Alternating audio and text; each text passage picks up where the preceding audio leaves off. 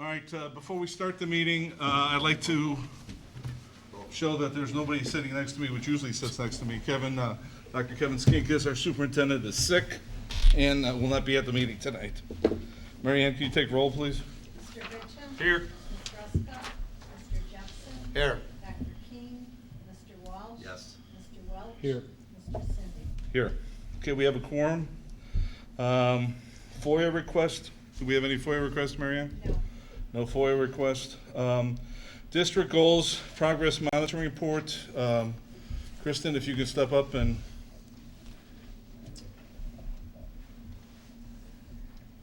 So I was just going to open with a couple of comments Okay. before we turn it over to Kristin, and she has a group of our department chairs and administrators with her in order to talk to you a little bit about some specific details. But today we are covering two aspects of our performance indicators. One set of them deal with the ACT, so we're looking at the composite ACT of our graduating seniors, and then doing some predictions of that you had asked us to do of kids that are here presently and where we think they'll be based on their previous test scores on the Explore and the Plan test. And we talk about that as EPAS growth, and Kristin will tell our public and the board a little bit about what's expected, just to remind ourselves, since we cover this every year, but it's a good reminder of what we would expect our students to do and how that compares with students nationally and in the state. So we'll look at that composite ACT of our graduating seniors, and then we'll also look at the benchmarks in the different content areas, which is why we've assembled for you some content experts that will talk to you a little bit about some of the interventions and the programs they put in place to help us increase those scores from what we've seen in the past. So they're here to share with you.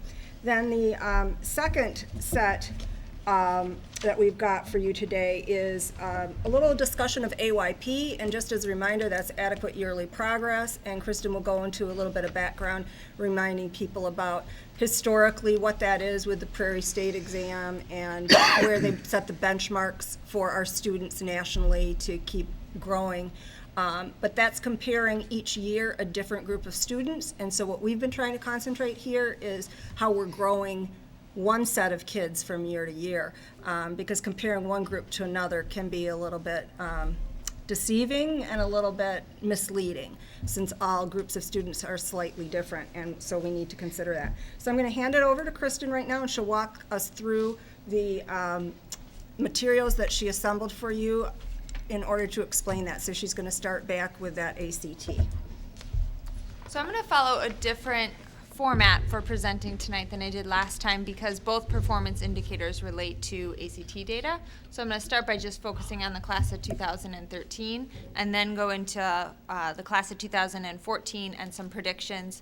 And then the department chairs will come up and explain what they're doing within each department to help improve that. So looking on the first page of the report, I believe it's the one probably after that. It's page 5. There you go. In our iPad. So the table on the top looks a little different than the performance indicator on the chart, because for the first time this year, ACT has included students who had extended time on the ACT in their final report. And so they really only reported the 22.6. So I went back from 2012, 11, and 10 and calculated the other numbers in red so that we would have some comparison from year to year.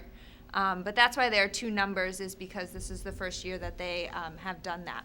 And so Pam had referenced EPAS growth, and so when we're talking tonight, EPAS growth is looking at a student's 8th grade Explore score to their ACT score, and the expected growth for students that come in meeting a specific benchmark on the Explore is 5 points, and then students who are below are not, typically don't grow as much.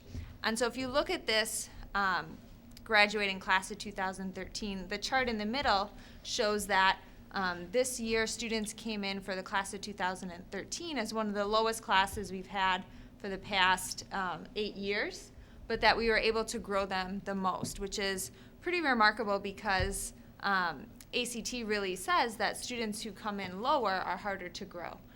So that was something that I know, although the scores dropped from 2012, looking at their EPAS growth, that's something really exciting that we were able to get 6.5 points of growth for that class. And so looking at the second page, which is actually a handout that I gave you because Mr. Gryczan asked for some additional information. But if you look at the college readiness benchmarks and the class of 2013 at the very top of that page, it's extremely misleading because you're not comparing the same thing, because 2013, those numbers were the only year that had the students with extended time. So that's why it's important to drop down to the middle chart, so that if you look at that white column, just so that we could make a comparison to how our students performed to the class of 2012. And so again, you can see that the percent of students who met those benchmarks dropped a little bit from 2012 to 2013. But again, it's really important to look at the EPAS growth. And so that's the new information on this page, is the EPAS growth for English, math, reading, and science for the class of 2013. And then you can see as well the class of 2014.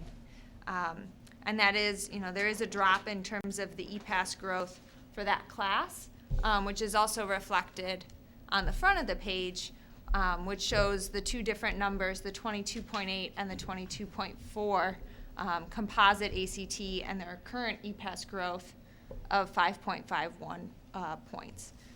And so,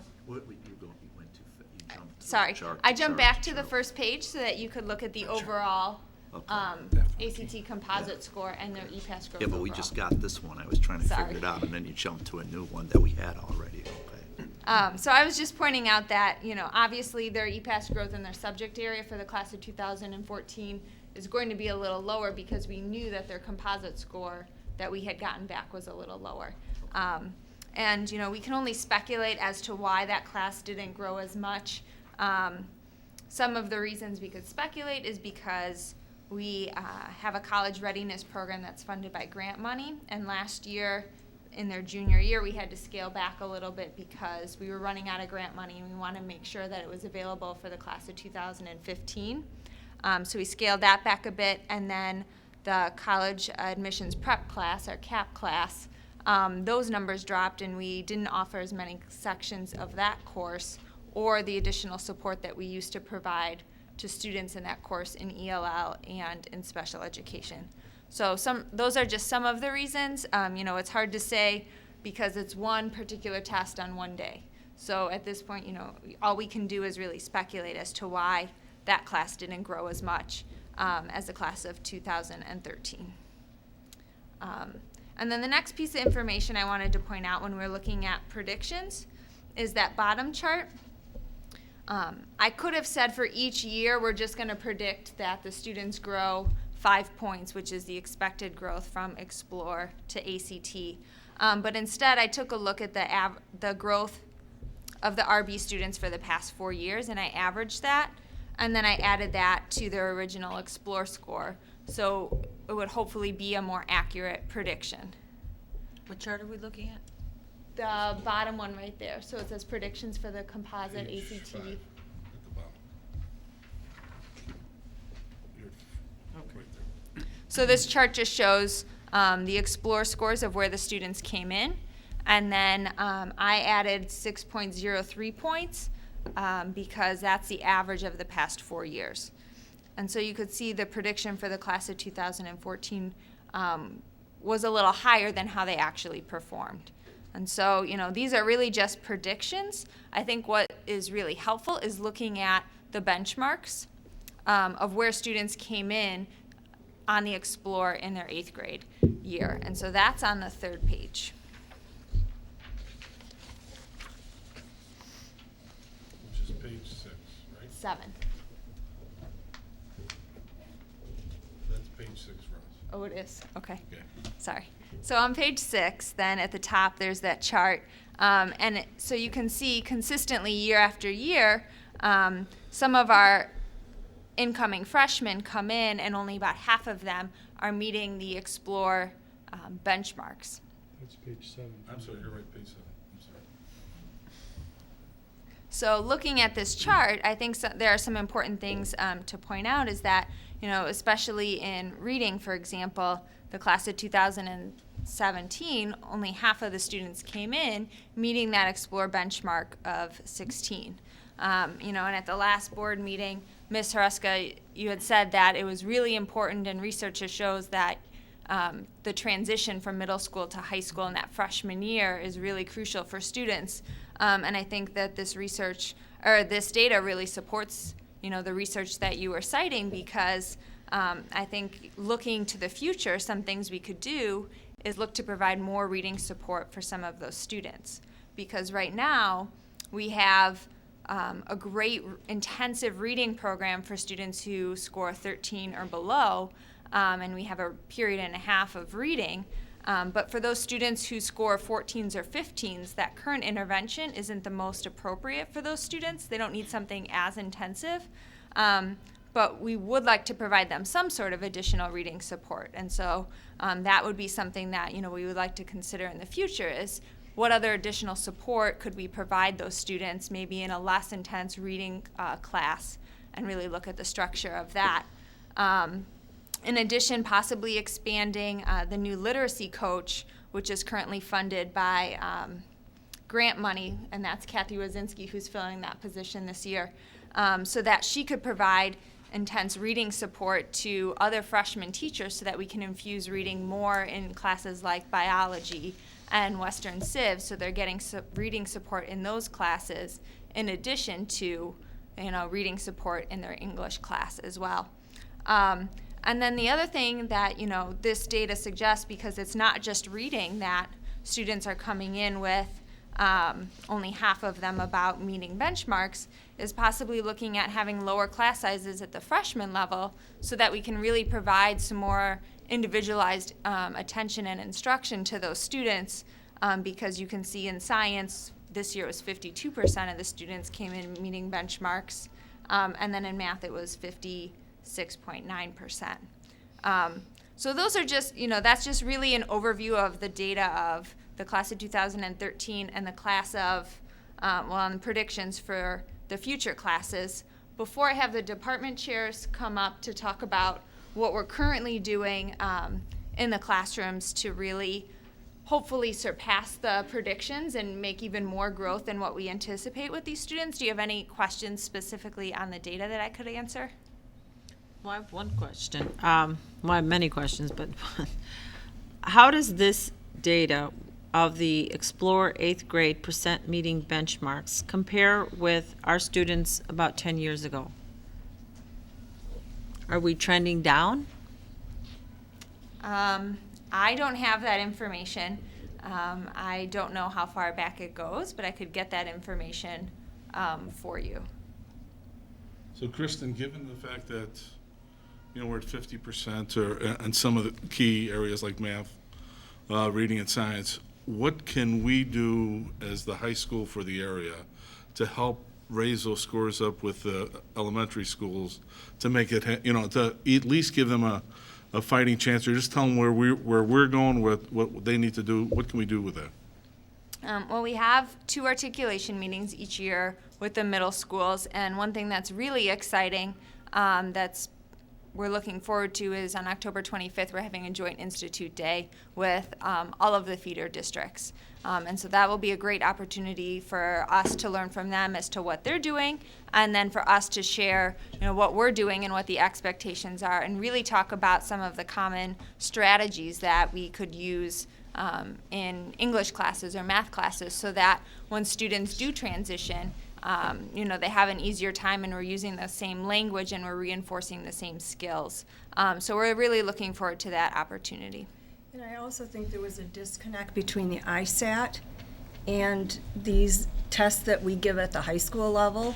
And they recalibrated that this year. If you remember, the scores for everybody went down because they realized that test was indicating that kids were maybe more proficient in some areas than they were when they got to the high school and started testing.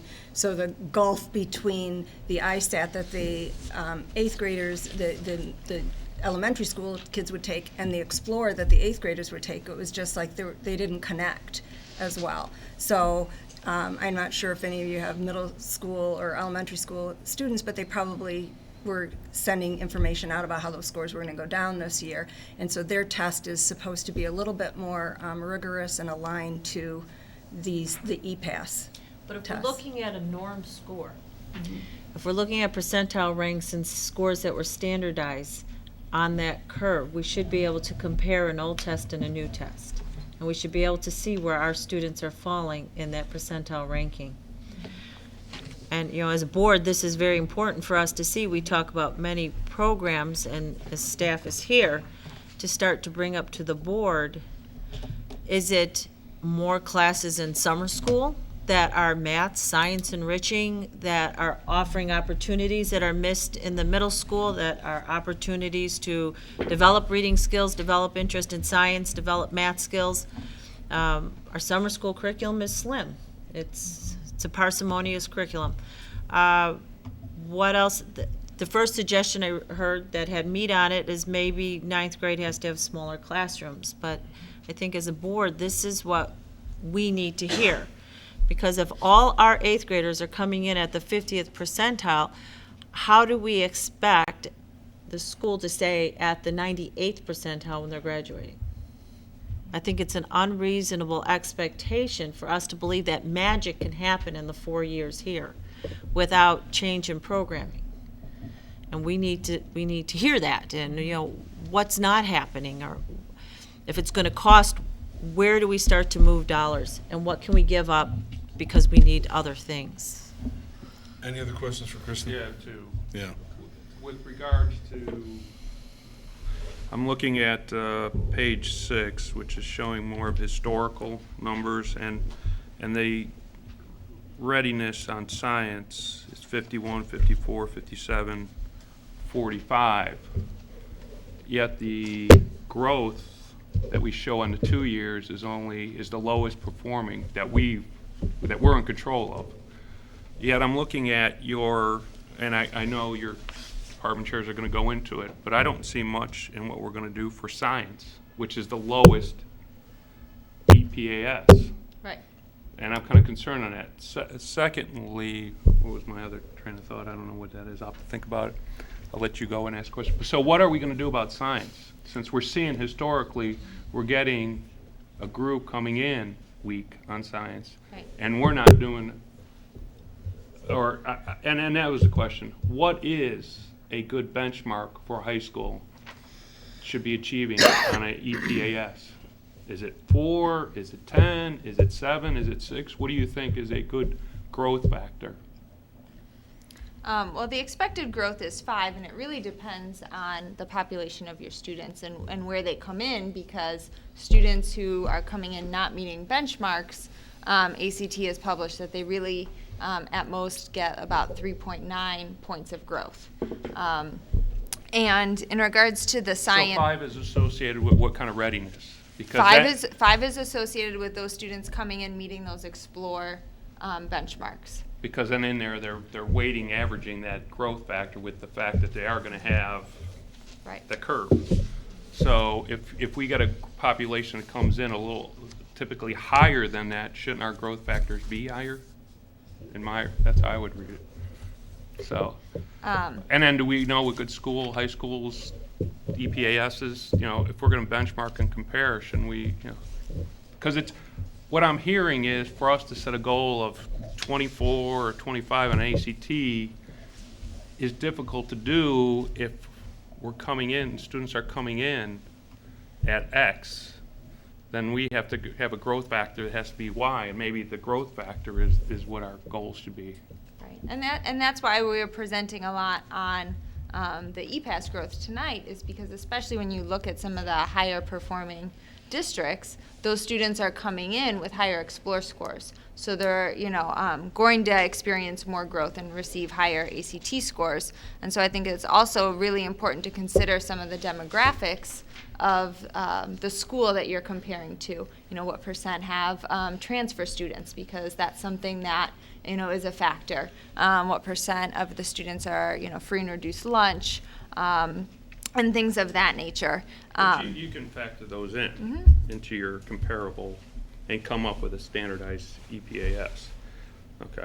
We'll get back to my first question, science. Okay, so in regards to science, I'm going to have Mr. Denny speak about what they're doing in the science department, but I do want to just mention that the science ACT test is a test that's typically not aligned with many science curriculums because it really focuses on, can you look at a graph and analyze information? Can you pull information from a chart, as opposed to the specific content learned in biology, physics, and chemistry. And so I think, with math, it's easier to look at the ACT test and say, oh, this is easily aligned to Algebra 2 trig or geometry or algebra. It's harder to do that on the science test. And so I'll let Mr. Denny talk about science, and then if you have additional questions after that. Anybody other have questions for Kristin? Tim, did you? Yes, please. Tell me, you probably told, well, first, let's start with the basics. EPAS stands for something to do with Explore, Plan, and ACT. Yeah, and it looks at But the, what does the acronym stand for? it's on I the like when we, original sheet. especially for the people who watch, they might want to know something we're talking about, what it actually means, if somebody knows. That's okay if you can't find it. And while you're looking for it, how do you handle obviously the freshmen, we know who they are. How do you handle transfers for the future years? Do their Explore get added in once they transfer in then? It depends on when they transfer in, and it depends on how much information we have. So sometimes the student will transfer in and will have an Explore score, and that will get entered into the computer. If they're transferring in as a freshman, so they just haven't come from one of our feeder schools, then we would give them an Explore test so that we could use that partially as an indicator for how we're going to place a student into classes. But sometimes students come in as a sophomore or junior, and they never took the Explore. So at that point, we don't go back and give them an Explore test. We just move forward with that Well, student. how do we move forward? Are they out of the statistics then? I mean, how do you count somebody growth if you don't have the baseline? That's what I'm trying to find out. Because somewhere in here, I think you said our transfer students, compared to the other feeder students, tend to come at a lower level. But how do you, A, know that if you don't get the information, and how do you include them if you don't ever have an Explore form? We just, when we look at that, we don't always just look at the Explore score.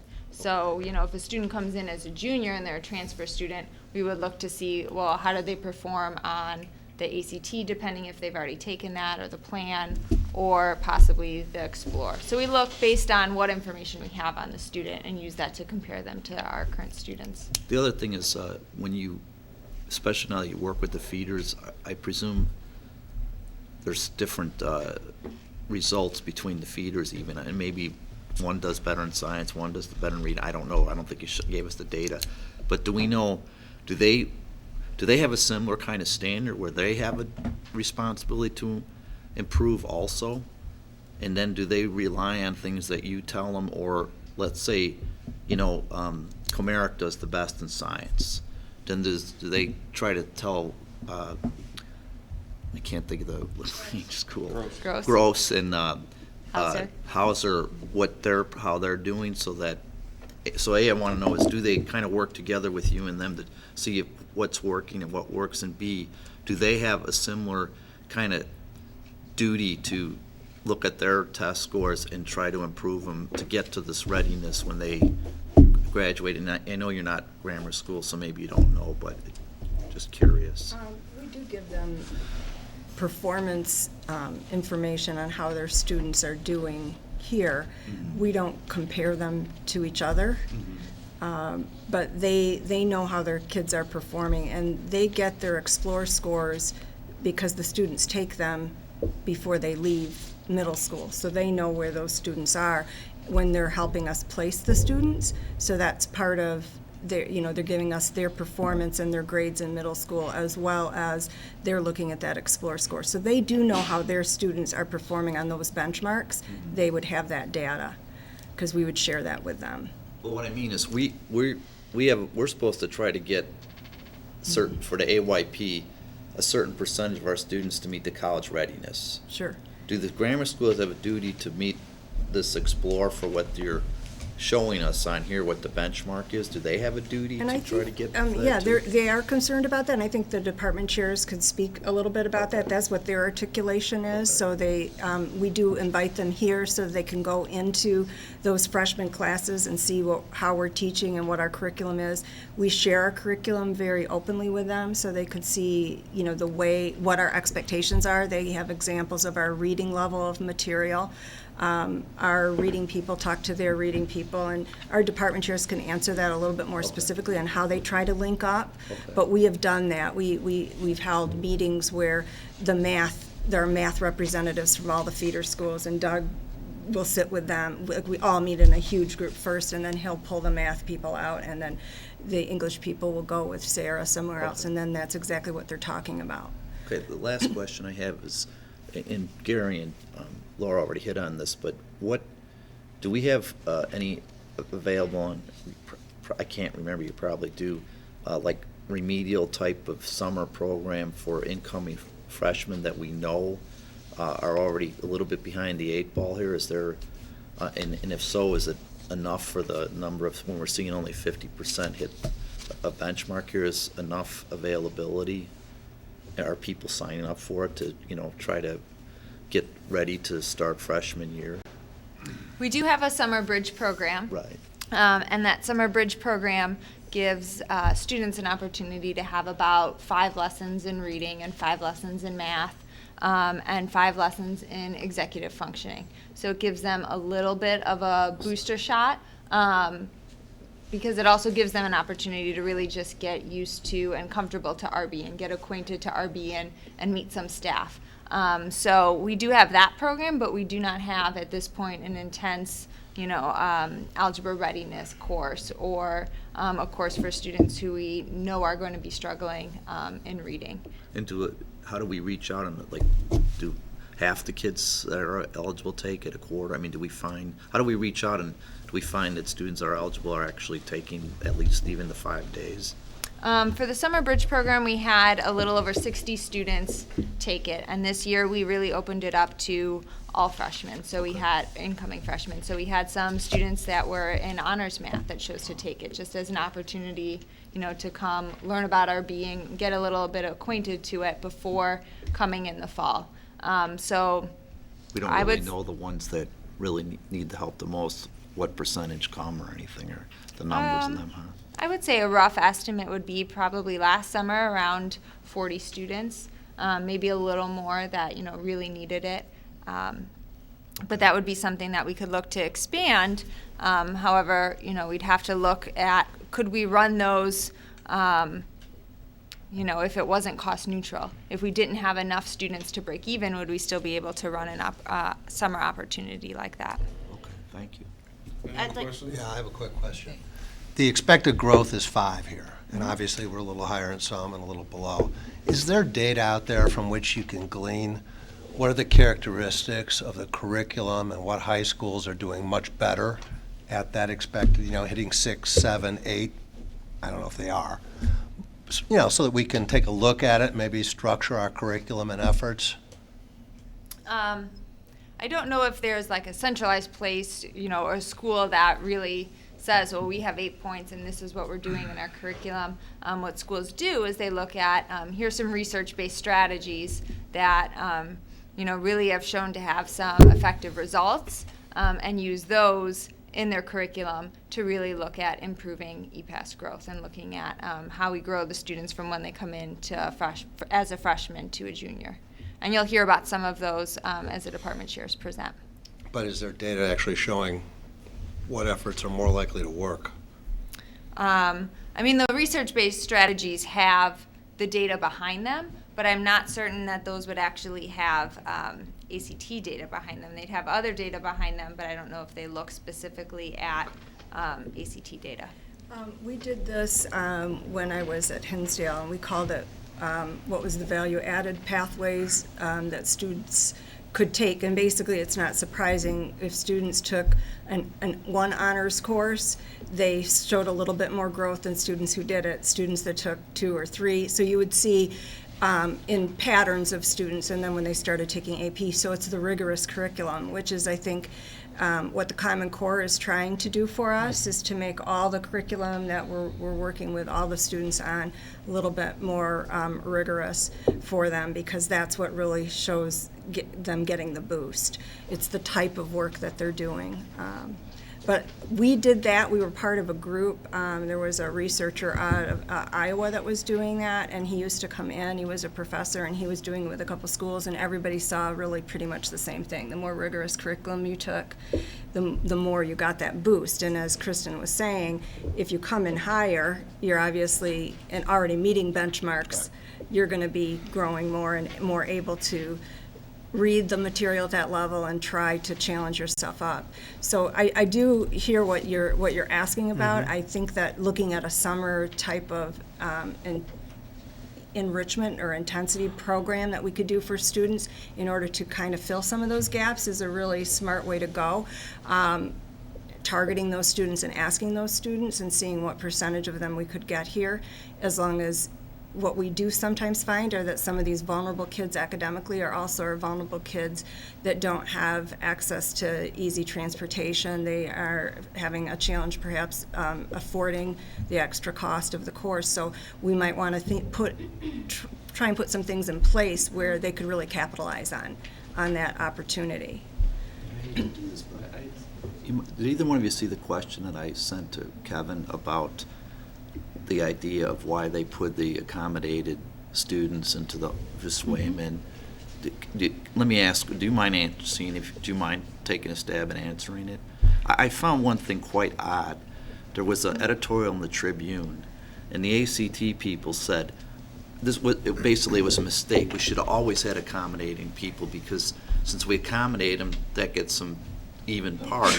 But Right. on the next paragraph or the one before, it said, and the other point they made is some people kind of cheat.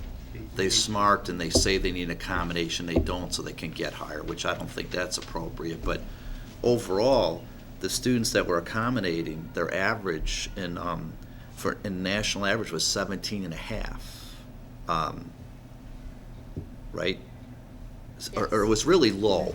So I forget, the actual number doesn't matter. It's significantly below the national number for people who don't need accommodation. It's like 4 or 5 points. 17.5 was the national. And what's the national average? 20-something. 20-something. So I think it was like Yeah. 4 or 5 points below.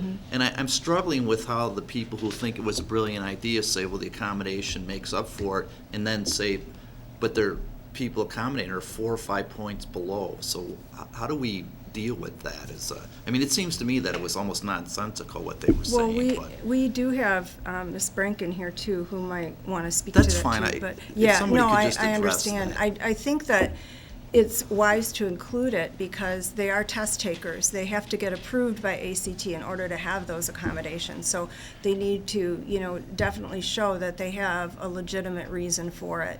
And they are very strict. They don't approve absolutely everyone who gets, special accommodations here at RB. It's up to them to decide. And so if they have a legitimate process for determining that, they're saying then their scores are legitimate and should be included, and that we're trying to have equal access to this test. So I personally have no philosophical problem with including it, and I But the feel it data should have doesn't been. support that. That they If that don't was get true, lower. that people need accommodations, it puts them on par. Why wouldn't their average number equal everybody else's if that really was true? I'm not Because saying the don't count 'em. accommodations don't necessarily mean that they would score the same, but it gives them an opportunity to come to the table and take the test. Remember, we test everyone. Years ago, we used to have an Illinois alternate assessment. It was called the IAA. And many students who were special needs students took that test, and they took away that option for very, very few students are allowed that test anymore. So they want everybody to take the ACT test. So the idea is to try and give all students the opportunity to take this college-bound test that will give them access and open doors for them. So they really limited the amount of people allowed to take that alternate assignment, and then that alternate test. And that, therefore, some students with significant disabilities and learning challenges are now taking the ACT with the rest of the kids in the state of Illinois. And so, yeah, you would expect that that would be more of a struggle, but the accommodations at least allow them the opportunity to take that test with some, extra help or assistance. It's read to them, they have extended time or whatever that is that they need for their learning challenges. So, and Gail, I don't know if you want to speak to that as well. I would love you to chime in. Weigh in on that now? Yeah, sure. I think 2 points that you bring up, Mr. Walsh. One, I think the Tribune article focus was that there is no legitimate notion to the accommodation giving a student an unfair advantage based on the summary of the results. Okay. So the 17 as a summary sort of debunked the Right. myth That was the impression I got. that the accommodation would give an undue advantage because Illinois has such a high percentage of students who have been determined eligible for accommodations when you look nationally at the state percentages. So one, it was a myth debunked. And the second feature is that average of a 17. If you look at the trend of students coming in from Explore to Plan to ACT, many of students with significant learning disabilities would enter high school with an Explore composite of an 11, a 12, or a 13. So a score of 17.5 as an average in Illinois demonstrates, again, growth that even exceeds the trend for students with disabilities. And that goes to my, shouldn't the benchmark for high school be judged not on the final score, but on this EPAS Yes. growth? And really, the metrics should be out there, published school-wide and comparable is the EPAS growth factor, shouldn't it be? Because if you come in, say, for example, our has a bunch of elementaries that are poor performing, and we're coming in with 10s or 11s, and we get them up to 17, somebody's going to look at our school and go, we're not a good school. But yet we grew great. I mean, we got these, our job of the puzzle worked, Yes. right? Yeah, but if we grow more than anyone else, and yet our final score is still lower, Well, they come in handicapped from the elementary. but you've got to look at both. If you have a great slope, but your Y is still low, you're still low, no matter I how know, great your but slope is. but we can't manage the elementary. So we have to look at both scores. We can't look at one independent I of the other. understand it, but our function is the growth factor, right? Not alone. We must look at the final outcome and the growth, how they work within each other. We can't ignore the final I'm not outcome. saying number. ignore it, but you have to put the resources in on the areas that are That's- not performing, right? That final number will drive what you want for a growth factor, and it will drive what you're willing to spend on the growth factor. I think that your strategies, what you're using right now, is taking each class and tracking them as they're going through, is a solution, I think, a successful solution, because what you're really doing is customizing your lesson plan and your growth for these students by that class, and not taking it all as one general thing, and setting up expectations on every level to making sure that you're meeting that. So it's putting you in check, saying, are we doing our job and are we doing it right? So I think you're doing a good job with it. I'd like to say something before they present. As we look at this, as a board, we continually look at free and reduced, or very low, or very high. But when we look at educational statistics, between one standard deviation below the mean, above the mean, 68% of our population statistically will fit in that curve. What we're hearing, what we're seeing at the 50th percentile is not the free and reduced, is not the student at risk. It's the student in the middle. It's that C student, it's that B student, it's that student that possibly with challenge or with enrichment could become the A student.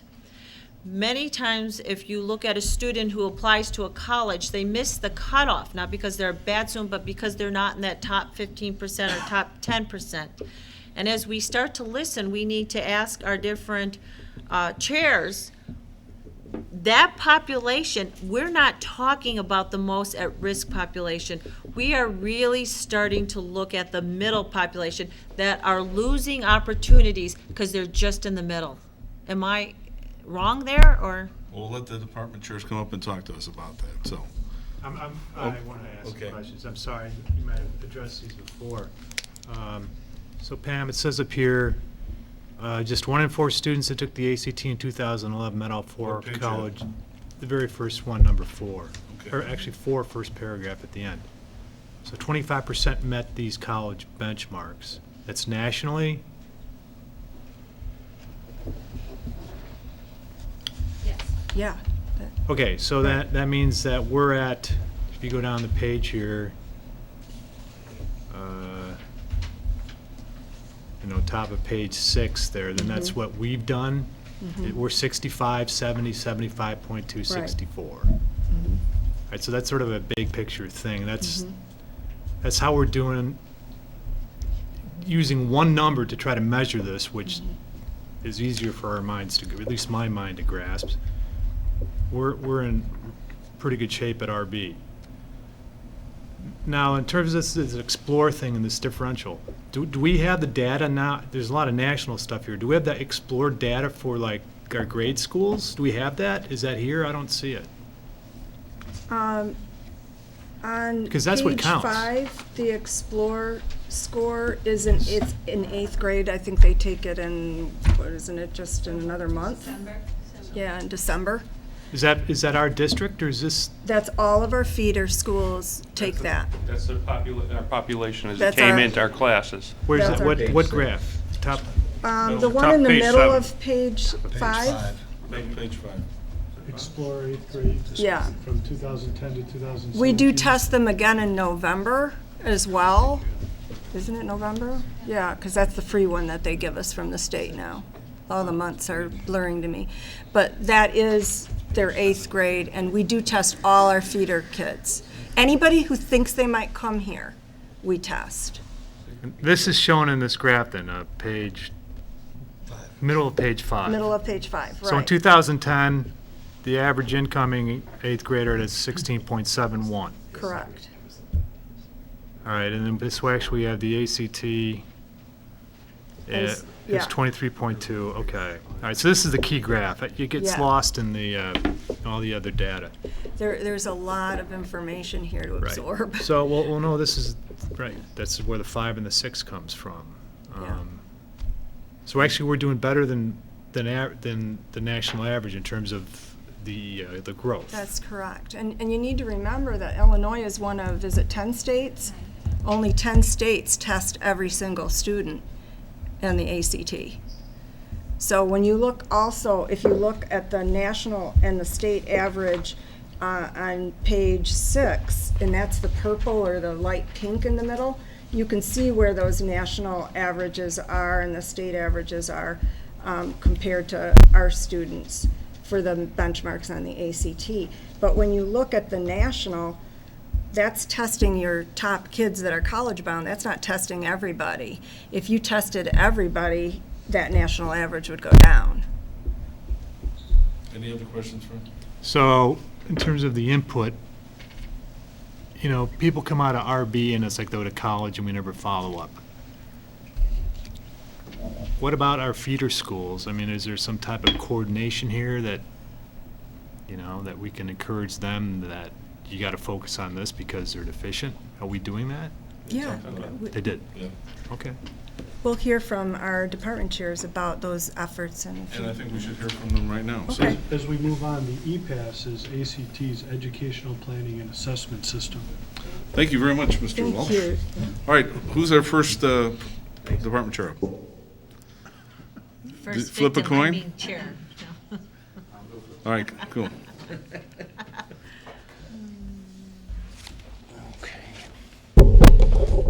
So, Introduce yourself because we have people in the community. over there. yes, I am Brennan Denny, the head of the science department here at RB.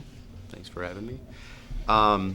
One of the things that we are doing departmentally in relation to the scores and responding to the scores is we are incorporating a greater wealth of ACT passages across the board in all of our content areas. So whether a kid is in biology as a freshman, chemistry, physics, etc., they're getting exposure and experience taking ACT-like passages. And the way that we have been doing it is trying to align it as best we can so that the content matches up. So say in biology, kids are learning about ecology. We might pick and choose an ACT passage that's related to ecology. Maybe they have to look at food chains, food webs, but we try to match the content up so it doesn't seem like it's disjointed from the teacher's perspective. That has been going on the last few years. One of the things that we are adding to it this year, couple of things. There are 3 different types of ACT passages that are given on the exam. There's a 5-question data rep passages. It's kind of like charts and graphs. 6 questions are research summaries. They're very scientific method oriented. And then there's a 7-question, it's called the conflicting viewpoints. It's a lot more reading intensive.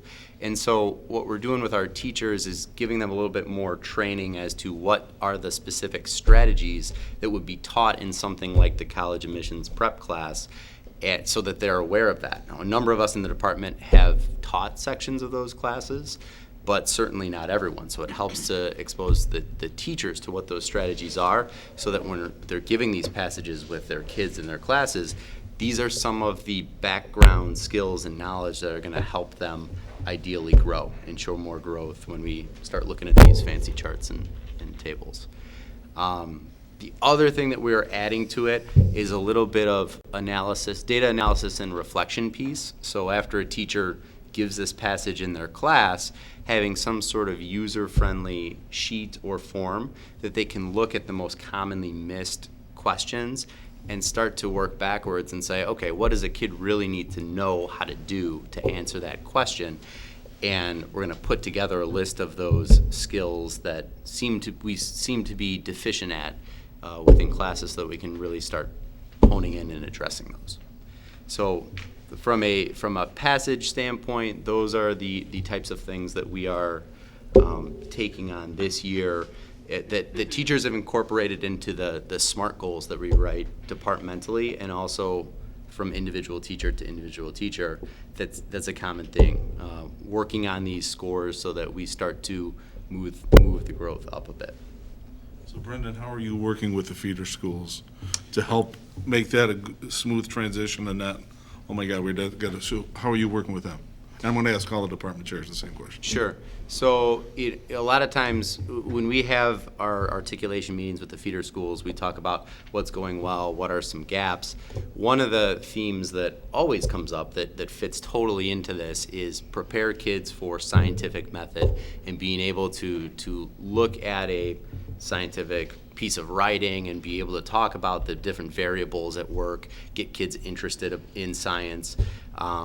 One of the other things that tends to come up is sequencing of content, making sure that the kids are being exposed to not only scientific method stuff, but also subjects like earth science that aren't traditionally taken by the great wealth of kids that come to RB, trying to make the content a little bit more sequential. Any questions for Brendan? Yeah, is it fair to say that of all the 4 areas, based on what you're saying, the science and it's interpreting graphs and not necessarily subject matter, an ACT prep course would probably have the biggest impact on that particular area? But is it fair to say, and have you seen historical data points that demonstrate that? I believe that would be safe to say, because when you start losing kids out of those cap classes, you get fewer number of kids that have this in their back pocket when they walk into the test on test day and say, I know how to attack this type of passage. We have fewer kids taking those classes. There's going to be a linkage between the number of kids taking them and then their performance on test day. Any other questions for? So again, so fundamentally, I mean, biology, physics, chemistry, you have all these kids. Yet that seems to me that curriculum isn't as important as opposed to taking ACT prep course to understand how to interpret a graph and make sure you're going to fill in the right. So what is the purpose of that, and has ACT and the standardized come up with changing that around? I mean, it just, to me, it doesn't make sense. That's what makes it so challenging, because if you look, and I apologize, but I am not sure what page this falls on your materials, but if you look at the chart that is the benchmarking data chart, Page 7. page 7. Sorry, 6. That one? Yeah, I mean, if you look nationally and statewide, science low. is the, it's Right, it's the low. lowest, It's right. the lowest. Intervention-wise, I'd say, the topic of the bridge program came up. Well, there's some reading lessons, some math lessons. There's really no science as part of that. Kids at the intervention level as freshmen, more reading, period and a half algebra, not really any science with that. So there are factors. We're trying to do the best we can to control what happens in the classroom to address it. So if that means if we have fewer kids taking CAP, we need to come at it a different way and be creative. And that's what we're trying to do with incorporation of passages, being reflective about teachers about what kids know, and then start to attack those deficiencies. Any other questions? The way you talk, so let me ask the opposite. So if let's just not teach science anymore and have everybody take 4 years of test prep classes. Would they, without taking a science class, be able to do well on the science ACT? Make it sound like you don't have to take biology, chemistry, or physics to take the test. What happens when that poor lad walks into their college? We're not talking about college. We're talking about what our goals are and do. So I just putting you a little on the spot, I know, but I mean, are you really saying the science doesn't almost matter? It's test prep that matters for science on the ACT? No, because you also have the combo of not only science ACT, which is very test prep oriented, Okay. but then on day 2, the students take a set of questions that does come from all the different content areas. I would hope so. Biology, chemistry, physics, or science. And that's another part of the game, is trying to decide or make some projections about what those questions are going to be. What are some common themes in those questions? And that's really where the content comes in, because when a student walks in to take that test, it's almost like a little bit of Trivial Pursuit. You could get a little bit of anything thrown your way.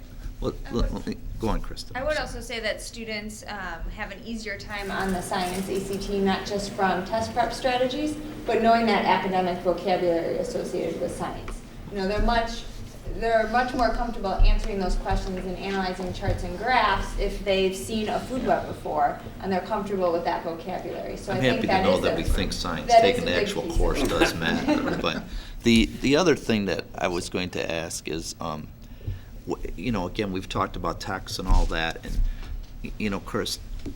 Kristin made the comment, and you did, but, I mean, to be honest with you, knowing how to read graphs and charts is a useful exercise, no matter what you ever do in your life, probably, right? We all do that for various reasons, but and it sounds like you're building it into the curriculum, but do the text materials are they getting where they're trying to build that kind of training into, or do you kind of have to do it on your own, aside from the curriculum, books that we're buying for you? No, they do. They do. Okay. And that's a skill not only that comes out, like Chrissy was saying, in the content and through a variety of textbooks, but also in giving kids the exposure to real life lab experiences and having them construct their own tables, graphs, build in the analysis skills.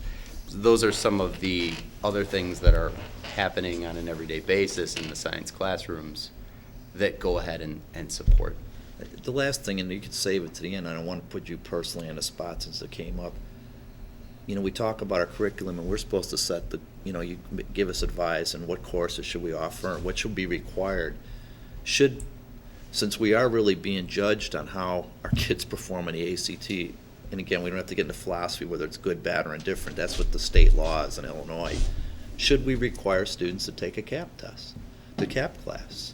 Because, I mean, even my own son, who's a junior, he was gonna take it second semester. I said, don't you think it's a good idea to take it before you're planning to take the ACT test? Seems like it's almost a waste of, I mean, I know you can take it more than once, but if everybody's taking it and the one we're being judged on, I couldn't understand why he wanted to take the prep course after he was gonna take the first ACT. It to me, made little or no sense, but, Yeah. I mean, and again, I don't want you put personally on the spot if you don't wanna opine, but between somebody, you look at what's required for graduation, one of the few things we're actually judged on is how our students do on the ACT tests. And again, test taking, again, whether you like it or not, it's a good skill to learn because they're gonna have to deal with it when they take college tests, when they take graduate school entrance exams and everything. It does help. So I'm just curious of whether somebody wants to opine on whether we should consider adding that as a required And course. there are other options for students besides the CAP class. There's ACT prep that we offer, and, there are, so that they can take it after school or on the weekends, and so, because some kids have trouble fitting it in their Okay, schedules. We have Yeah. that, we have waivers for different reasons, but, I Yeah. mean, let me put it a different way. Would it make sense that we get some kind of requirement to take a test prep course? You can take driver's ed. Something to consider, You yeah. can go pay to the private one or take it here. So where they take it's not really relevant to me, but should we require our students to take test prep before they become juniors? Well, that's It's a a good- question we good should let them question. look at and develop it and come back. I'm just throwing it out there as a You know. thought. Philosophically, yeah. All right, any other questions for Brendan? Yeah, I have a couple comments. Okay. I think, Tim, that's a great comment. We have a couple of courses at RB that are specific. We might want to ask Dr. Skinkis to look at it with the Leadership Council and say, is there a way to integrate your test prep or your Kaplan one day a week, do it over 9 weeks? You're very creative at creating some of these unique situations where you could just build that into the curriculum and bring it back to the board. That's an excellent idea.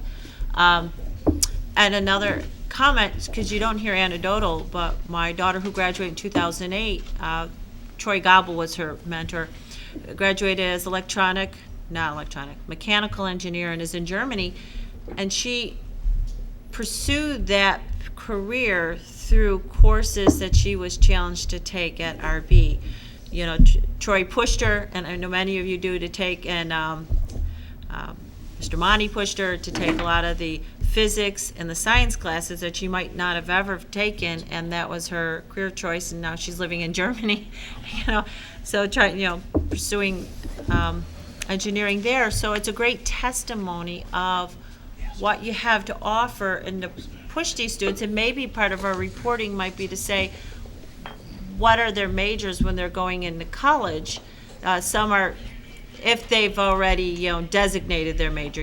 When she went to MSOE, it was real obvious she was going into engineering. I don't know, we always have that data. And so then my question might be, and I don't know that you can answer this, but as you go back into your departments, what can we do as a school, or might want you do, to generate that love of science? Do we have mini courses in the summer? Do we have different courses? What can we put on our radar so a student where science wasn't on their radar, because if they love it and they want to pursue it, they're going to develop? And I don't know that you have that answer, but it's certainly. Well, I mean, one option is you bring people in from science-based careers to talk to kids and to address them. What do you need to do to end up in a position that I have at a job or career that I love? And sometimes that could ignite a spark in a kid to get them to, like your daughter, pursue an engineering degree, and bam, now I'm in Germany loving life. So. And so if bringing in that professional or that professional to work with the course, does that require grant money or does that require something else? Then that's something that probably among your leadership council, then those are the things that should start to come to the board to say, we have an idea to infuse our curriculum that's going to make students love science, that's going to make them want to work hard to do these kind of things. I think that's what we as a board need to start to hear. Okay, any other questions? Thank you very much, Brendan. Thank you. Who's our next person? Okay, come on up. Come on down. Good evening. Thanks for having me. My name is Doug Schultz. I'm the math department chair at RB. I've been the math department chair for 6 years, and I've been a member of the building for 12. So I would like to talk a little bit about what we're doing in reaction to these scores. But before I do that, I'd like to kind of remind where we are at in math education. And Sarah will talk a little bit too, I'm sure, about it. But we're in a paradigm shift when it comes down to education with a Common Core. So we're looking at this ACT, but also looking at our Common Core strategies, which we had a nice opportunity to talk to the PTO last night about.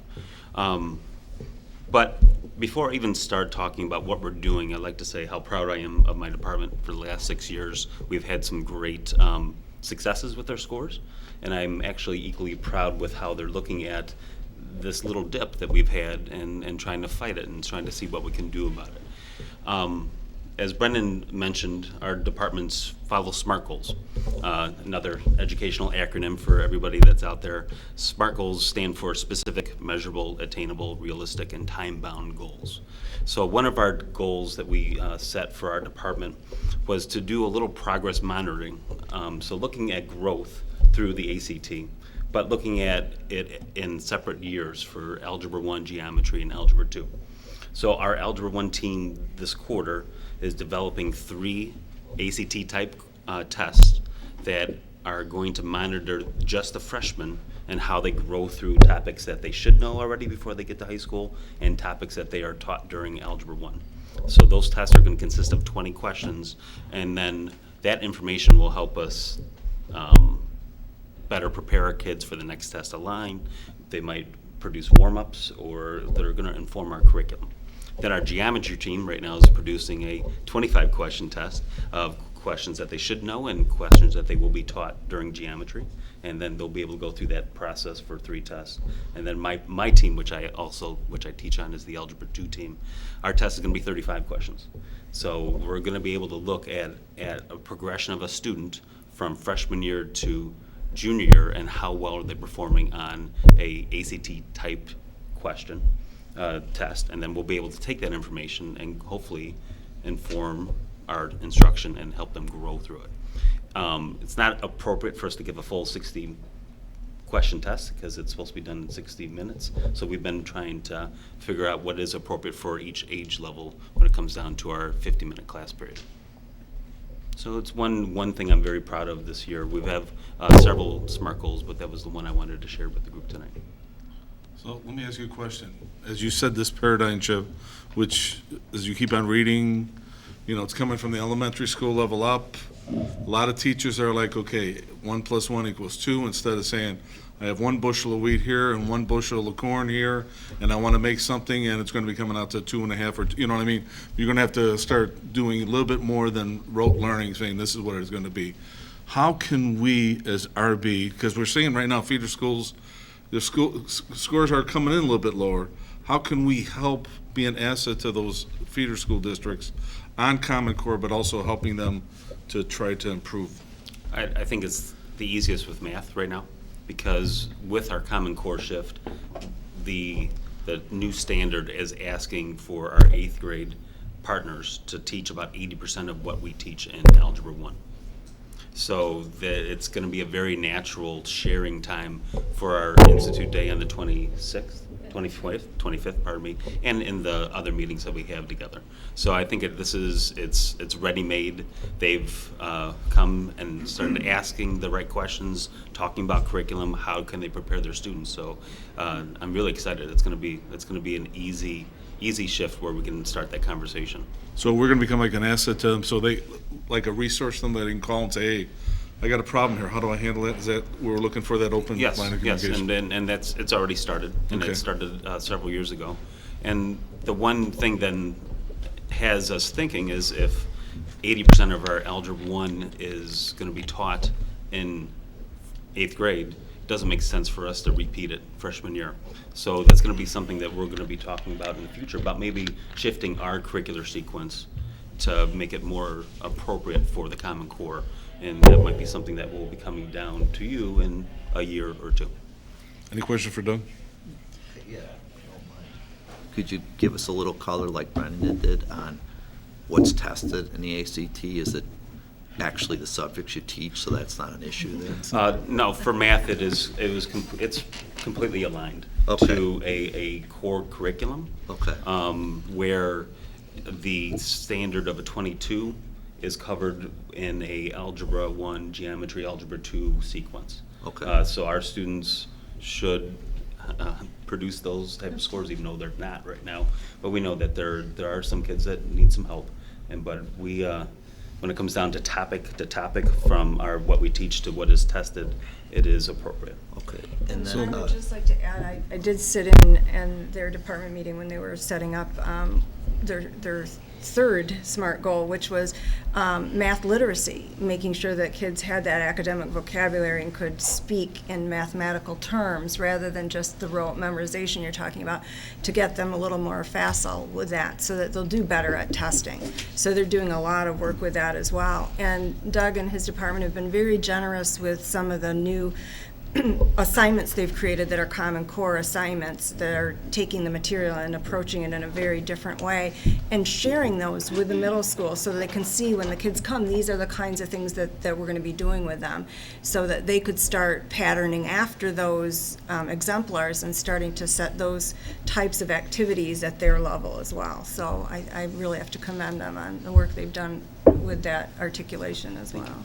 And it sounded like these tests you're putting together, and Laura made a point earlier about the middle students, you actually are planning to kind of test more or less the average student. And it's not really focused on the remedial students, and it certainly isn't focused on the AP students because it's not classes we even teach AP. So that kind of, in your area, you look at that. But are you happy with the remedial type of program we have for the math here? I mean, our current remedial program has been added a little step. We have our blocks, so we have our time and a half. Algebra 1 has been there to help the students that come in a little bit below average. And then this is our first year that we've had a pre-algebra class that is taught by a math instructor, where in the previous years it was taught by a special ed instructor. Oh. So we've added support for our students this year. We can always do more, and I will always like to look a little bit deeper in how we can produce better intervention for our students. But for right now, for the way everything is set in front of us, I'm happy with how it's set up. And then two other, one is, how do we, it's a little bit away from it, but for your AP courses, do you also, and I could ask Brendan this too, but do you also follow how the top students, I mean, whether they're at least getting threes to the extent they can, you know, I mean, I know everybody can't, so that I realize Kevin explained it's good to take the whether they get a 3 or not, but I presume most students who take them are hoping they'll get a 3, 4, or 5. Maybe they'll count college, maybe it won't these days, but do we track that too to make sure that our curriculum and our teachers are getting that type of message across to the students? And that actually brings up my third SMART goal for my department.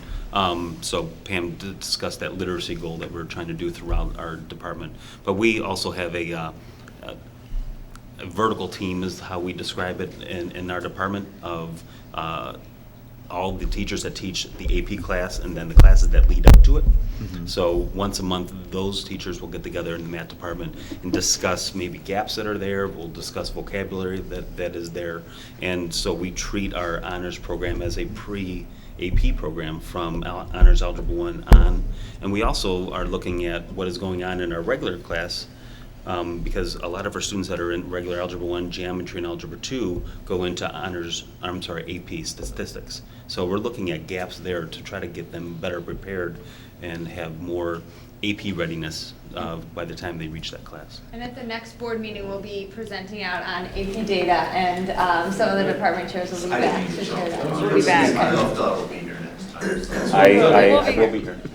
So Doug, let me ask you a question. As you said, in this paradigm shift, really Common Core is really going to have the major impact with math.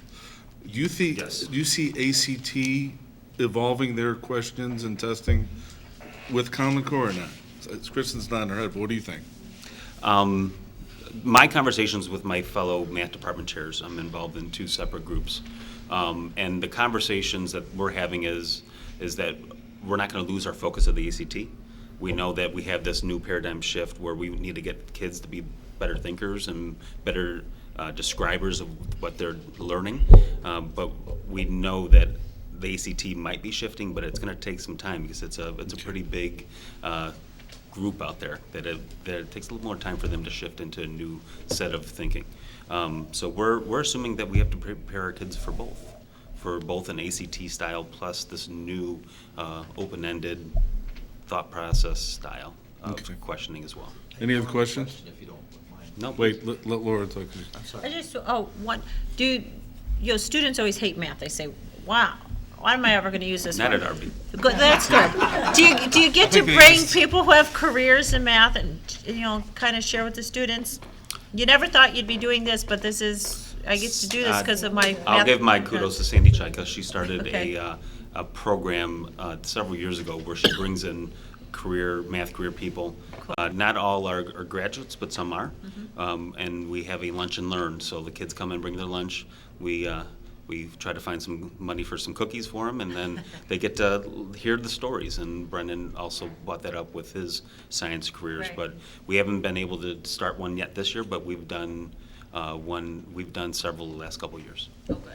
So what I'm hearing is, unlike science, would the students in your department greatly benefit from a ACT prep type class if you're already aligning everything in the curriculum to the test already? Well, I think there isn't a point where too much prep is a bad thing.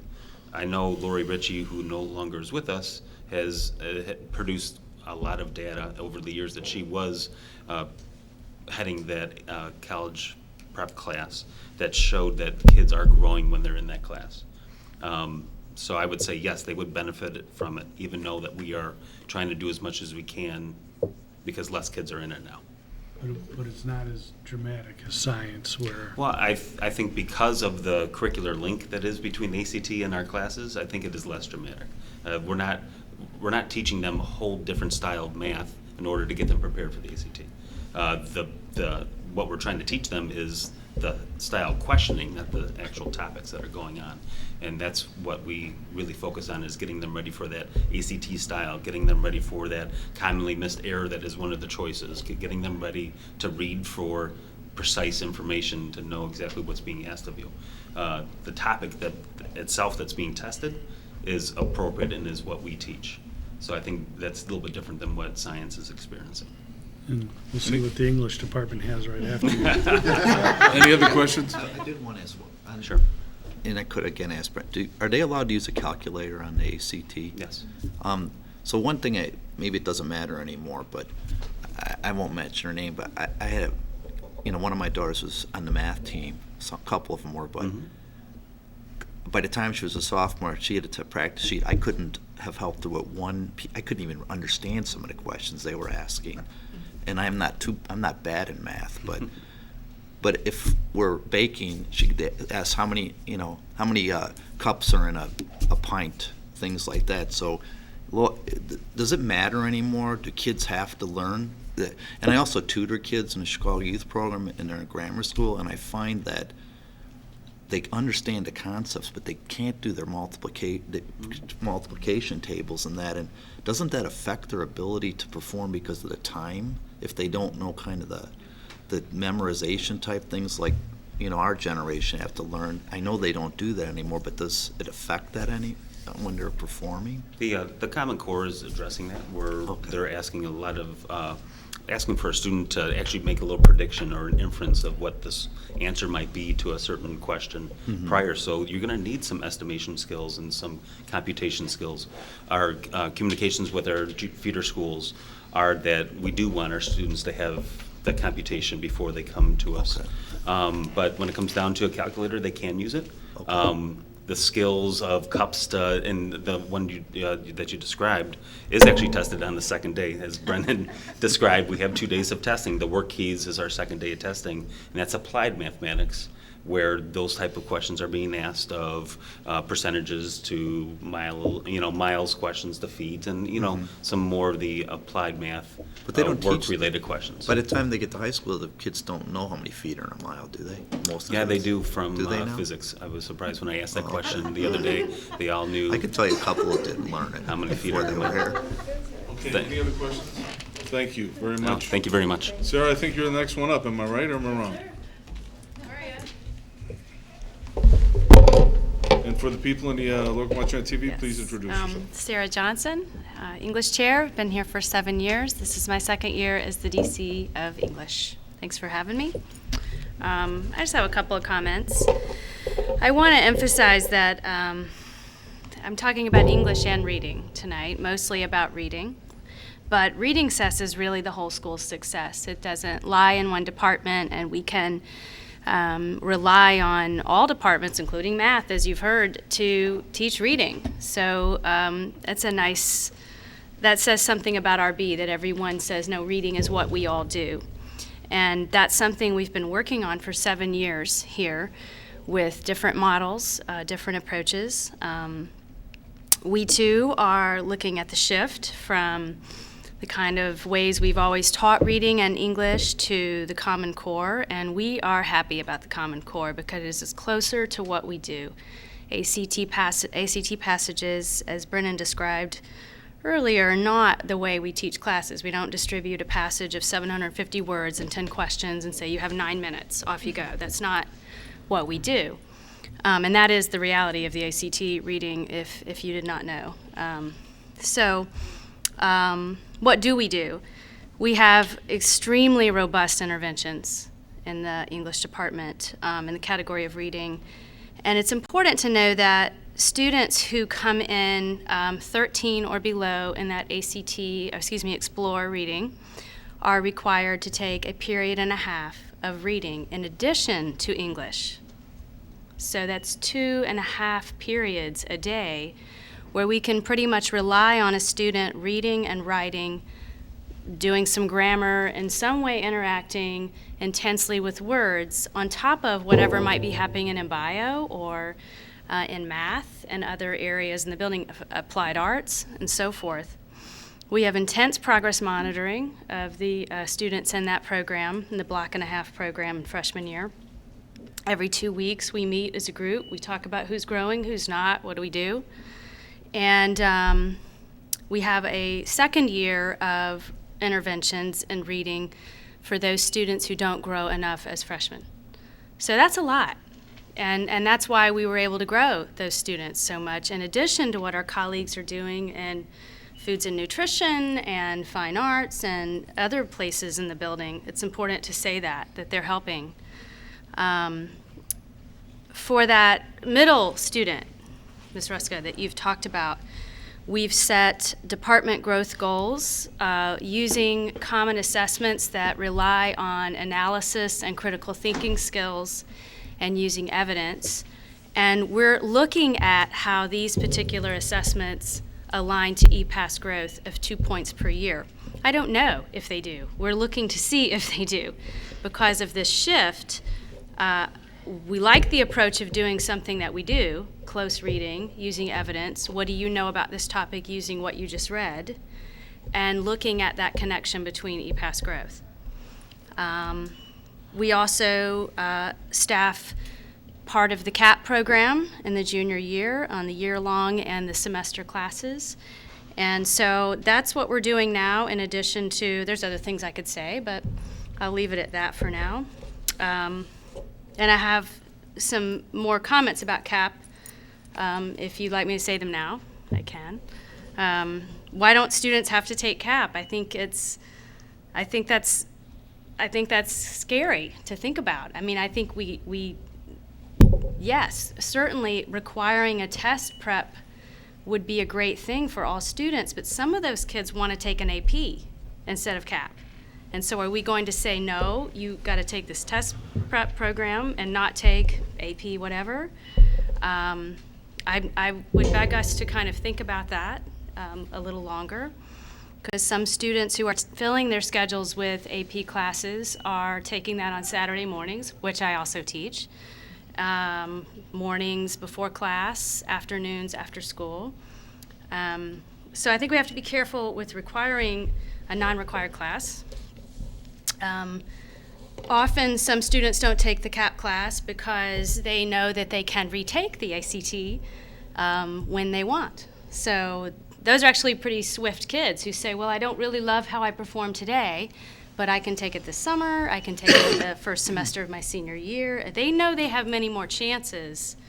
AYP growth is not necessarily on the minds of our juniors, but getting into college certainly is. So I'm not making excuses, I'm just listening to your questions and responding to those. So I've said a lot of things, I'll stop talking. Well, plus you've just instituted your new senior English curriculum Yes, too. So. that's another thing. We're looking forward to that. We're working on it. We have 2 senior teachers, meaning 2 teachers who've been around a while, teaching those classes, and they're experimenting with different texts and looking to see what works. So I have 2 questions for you. The one question is, how are we, as you said, reading encompass all curriculums and is an important progress, but also English is too, to be able to make sure you're communicating clearly and understanding clearly. How are we working with the feeder schools to get their scores up so that they're prepping their kids when they come here? We are discussing Common Core quite a bit with the feeder schools. This is, if I could speak freely on that, this is really frightening them, the Common Core, I think.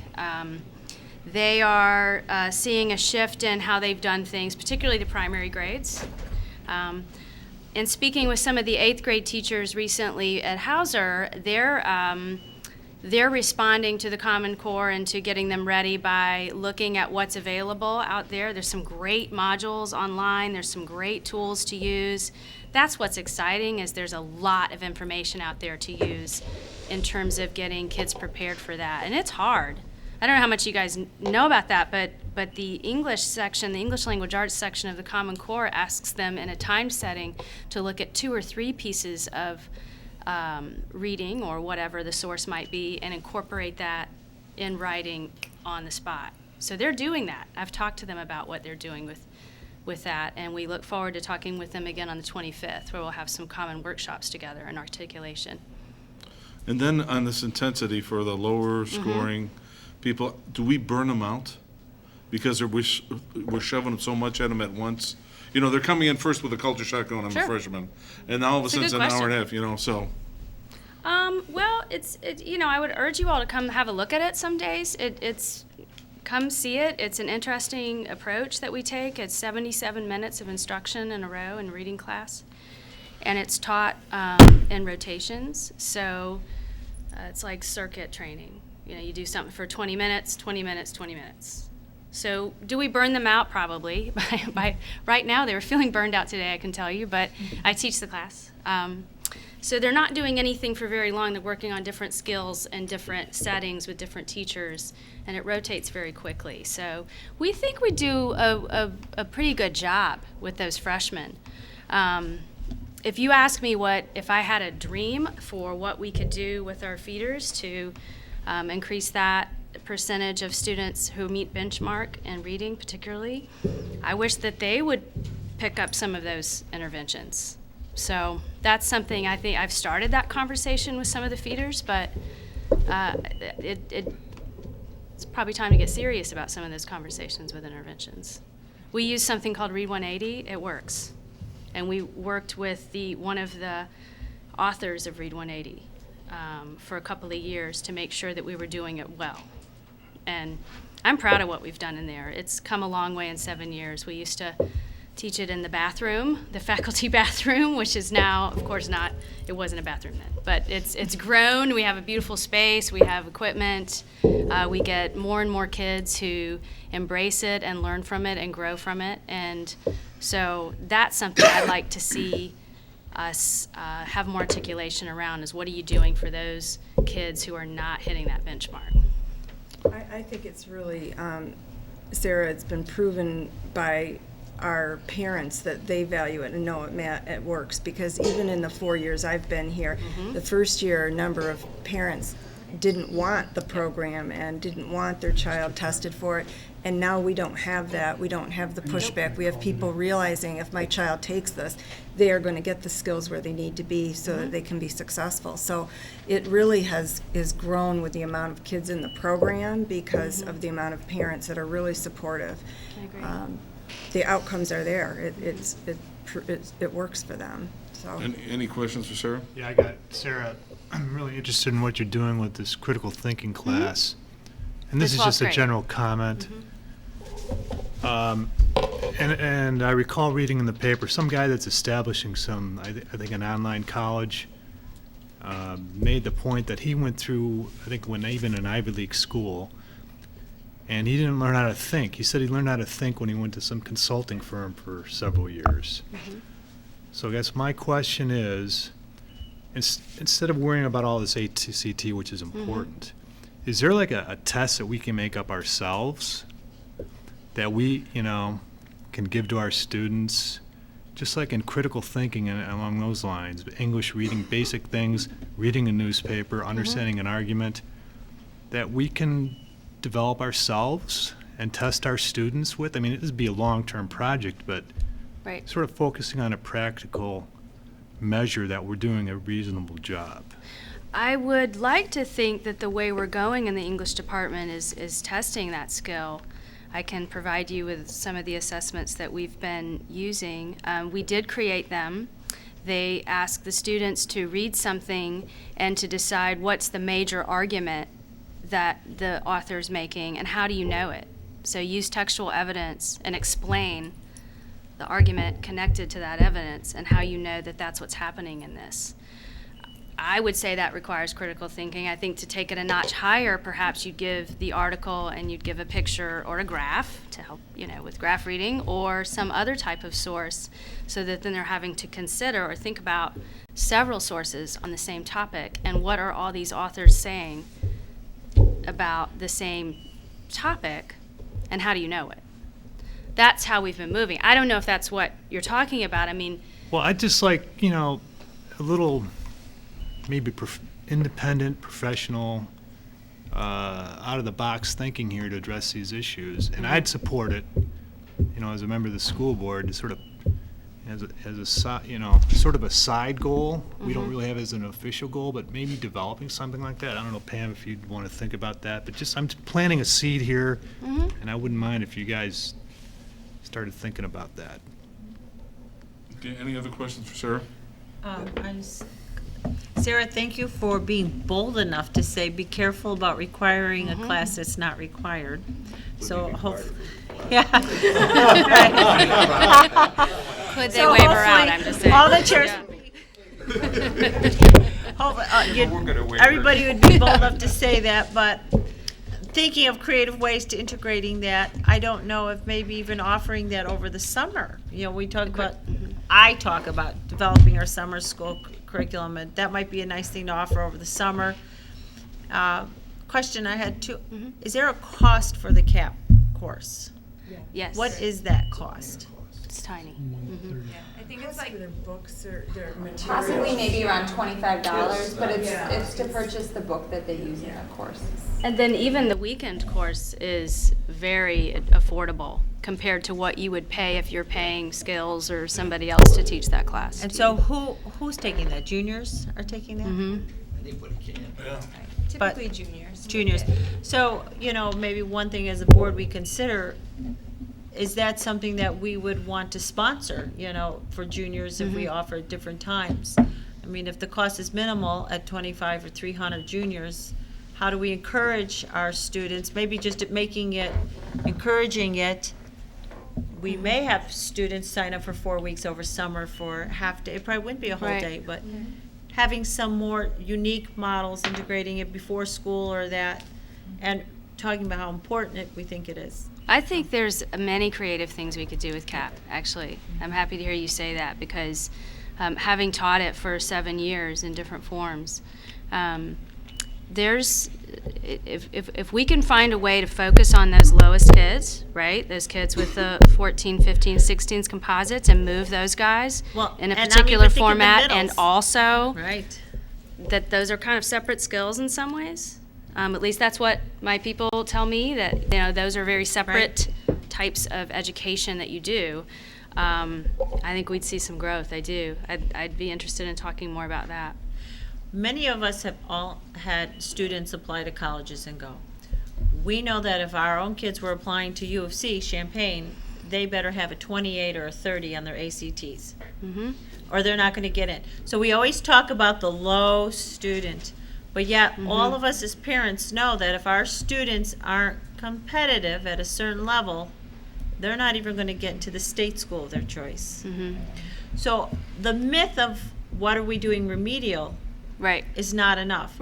We need to be saying, are we talking to our students who are B, C, who could be A's? And are we saying, what is your dream? Are you prepared to be where you want to be when you graduate? And a CAP class could push somebody who has the potential and didn't know how to read the question, test taking, or wasn't fast enough, didn't know the vocabulary, or could just really push them over that mark. Or we could even excite them about a course that they would do better because they did the homework, because they see an end to it. So we keep talking about the remedial student, but we're missing the vast middle. Well, I would say too to that we have, as you know, we have a long history of working with the ACT and pushing kids to a higher level, and we've had some great successes here with that particular student you're talking about, and it just deserves mentioning that personnel's in the building who can do that.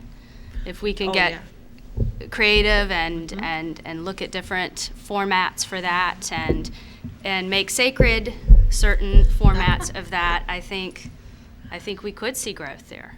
I know we could. Any other questions? I don't know if this should be to Sarah or you, Kristin, but you had a list of plan to improve ACT college benchmarks, which Brandon mentioned some. They all mentioned some, but several of them say we will do this, we will do that. Is your intent, is that happening this year, or all the ones on the list, right? Okay. Okay, seeing nothing else, is Gail going to talk to or not? Or Gail's just back in for support? Gail, come on up now. Thank you. Thanks, sir. They've paved the road for you. They wore us down. It should be easy.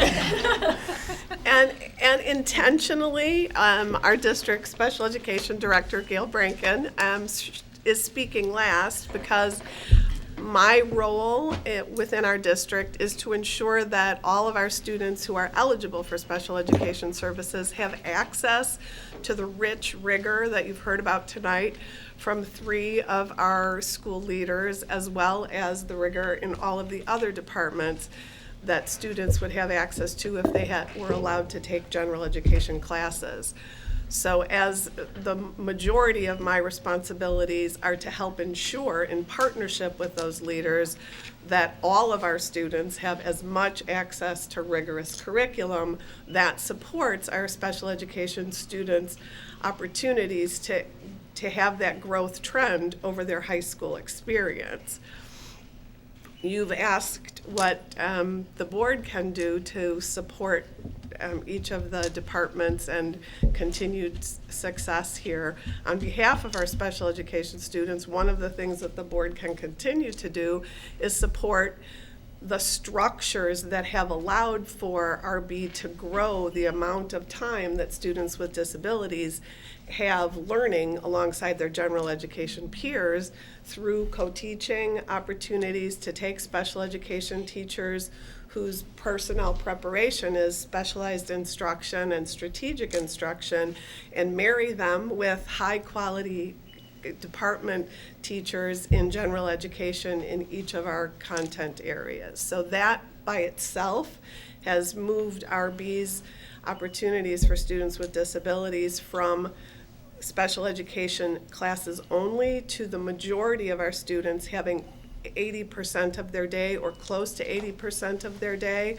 spent learning along general education peers within the rich curriculum that we've talked about today. Another big role is to ensure that more and more students have access to the EPAS approach to assessment and measuring growth. You heard Pam mention earlier that many years ago, most students with IEPs weren't even taking the Explore, the Plan, and the ACT. I work very closely with our feeder districts to ensure that as many students as possible are coming to RB having taken the Explore and not being eligible for the Illinois Alternative Assessment, so that they begin their high school experience on that path to measuring their academic growth over time. So Gail, let me ask you a question. I know that you're working with the feeders, and I know that in Illinois state law, when a student, a special ed student turns 18, they can really stay on with us till 21. Are we doing anything with that period between 18 and 21 to help them maybe start working part-time somewhere with local area employers? You know, getting involved with local organizations that, you know, could help them grow as they ready to leave in 21. Are we working with them at all, or? Thanks for asking that question. I would love an opportunity to help the board get to know of our adult transition services on behalf of students 18 to now. Students can continue school up until the day before they're 22, so Okay. through their 21st year. And we have grown, and you have supported the growth of that program by moving from a 1.0 FTE of a vocational coordinator 5 years ago to us today having a full-time vocational coordinator and a full-time transition specialist. So thank you for supporting the growth of those services for students. We are working in collaboration with many local businesses, working in collaboration with our special education cooperative, LADSI, that has an employer advisory board that supports career-related opportunities for students throughout their experience between 18 and 22, and working with a federal organization, the Department of Rehabilitation Services, to look at offering as many students as possible, and their target client has changed from students with more significant disabilities to learners with specific learning disabilities and emotional challenges who want to achieve college as a post-secondary outcome. And we are collaborating very closely with that agency to ensure as many students that attend RB have access to the services that would be offered by that agency during high school and post-high school, including tuition support, including assistive technology, including job finding and coaching services. It's a very positive partnership. Any questions for Gail? Gail, thank you very much. Thank you. And I know if some of your department chairs might leave, but the presentation that all of you did were very, very good and really helped provide some insight on what you're doing. I'm very excited about what we was talked about tonight. So